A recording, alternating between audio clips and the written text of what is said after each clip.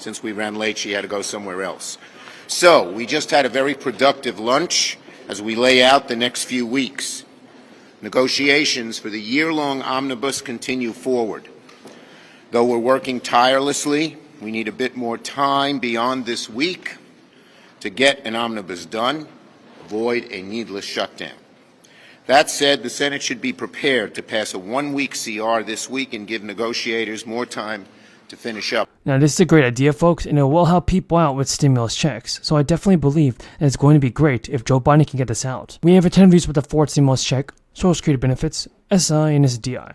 Continue watching this video because you don't want to miss out on this. Much relief is here, and the lawmakers in the House and the Senate are ready to close in on a deal that's going to give you stimulus checks every single month. It will help those of you on SSI and Social Security. It will help those of you on low income, and even if you're not in need of a stimulus check, this bill will help you out still. So Kevin McCarthy is accelerating the long-stalled push for a unified House GOP strategy in Washington's high-stakes debt ceiling stand. His opening offer on a debt limit is riddled with potential political pitfalls, including an expiration date that would tee up another high-stakes fiscal fight just before the presidential election. Kevin McCarthy plans to present a menu of debt limit options in person when Congress returns. This includes several types of massive spending cuts, stricter rules for the government's social programs, and new energy policies. The House GOP has a limited time to come together with only 4 votes to spare, as it eyes a vote by late May. The party's list of potential demands, which also includes an across-the-board cut to discretionary spending and strict work requirements like food stamps, is likely to change as the House Republicans hash out a former bill in the coming weeks. They're also proposing to raise the debt limit for just 1 year, triggering another battle over the federal purse in the middle of the presidential primaries.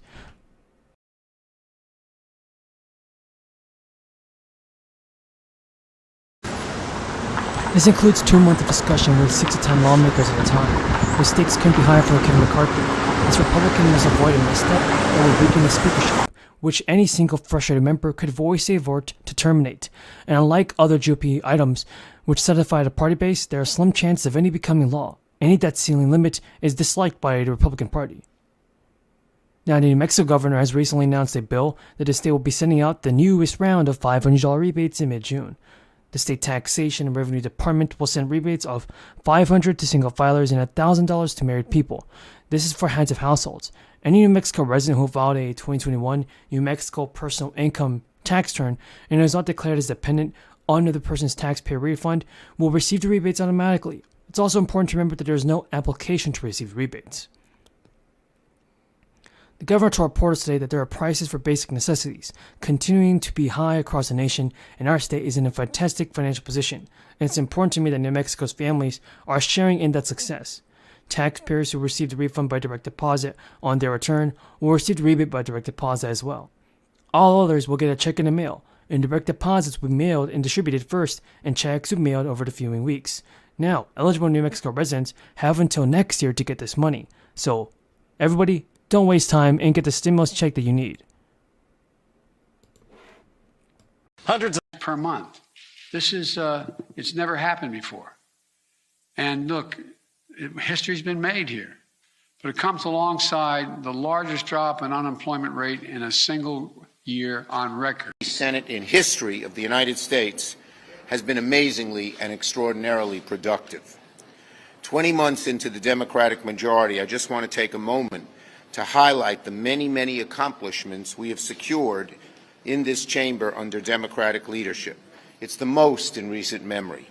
The American Rescue Plan, the Bipartisan Infrastructure Bill, the CHIPS and Science Act, the Gun Safety Bill, the Inflation Reduction Act, an omnibus package, and many other bills in between. Senate Democrats have worked hard every step of the way to improve the lives of American people, to help those in the middle class stay there, to help those struggling to get into the middle class a little easier to get there. And we will continue to do our work for the American people this week by passing a CR to keep the government open. Benefits have lost around 40% of their buying power. One of the biggest proposals in the works is an increase in benefits. for people who are ages 80 and older. Not only will this help older adults maintain buying power, but it will also provide a boost for retirees who are running low on savings. And while nothing is set in stone, this plan does propose increasing benefits by around 5%. And it's one of Washington's most divisive proposals, as only 53% of Americans, 53% of Republicans are in favor of voting for it. So if the Republicans decide to block this stimulus check, that means we won't be getting any stimulus payment if President Biden can't get this past the Republicans. But hopefully everybody he can, because President Biden can definitely send out stimulus checks if he's done it before. Now, the nearly 1.9 million borrowers who paid off their loans during the pause and those who refinanced their student loans during the pause into private loans do not qualify for the automatic stimulus check. Yes, people are getting automatic stimulus checks because in August, Biden extended the pause on repayment, interest, and collections, which began back in March 2020. And according to the Office of Federal Student Aid, about 9 million federal student loan borrowers have made at least one check and one payment to April 20. Hello everyone, welcome back to my YouTube channel.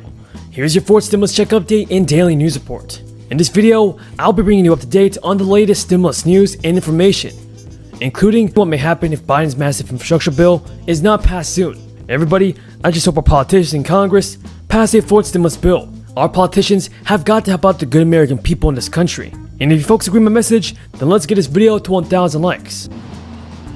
Well, we had a good hour-and-a-half meeting with the president, the vice president, and two Democratic leaders. Almost all of the discussion was about infrastructure, and I think I'm safe in saying there is certainly a bipartisan desire to get an outcome. Clearly, Senate Republicans are not interested in revisiting the 2017 tax bill. I think the president and the vice president understand that. Everybody, Democratic lawmakers are trying really hard to approve trillions of dollars in a new spending bill to tackle everything from education to housing and even clean energy.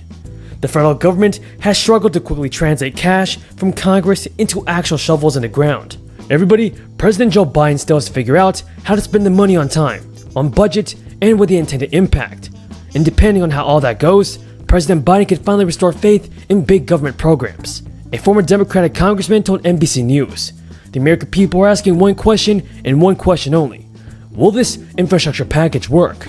And advocates and outside experts say that the Biden administration is well positioned to route money through existing programs, boost state and local governments that have an existing backlog of infrastructure projects, and accelerate clean energy trends.